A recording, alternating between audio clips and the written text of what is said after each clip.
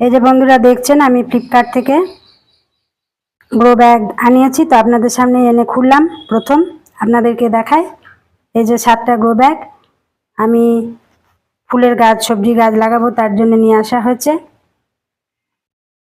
আমি এরকম হাতে তৈরি করা গ্রো ব্যাগ বস্তা কেটে করেছি নিজের হাতে, কিন্তু গ্রো ব্যাগ কিনে কোনোদিন করিনি। প্রথম গ্রো ব্যাগ কিনে নিয়ে এলাম, তাই আপনাদের সামনে তুলে ধরলাম।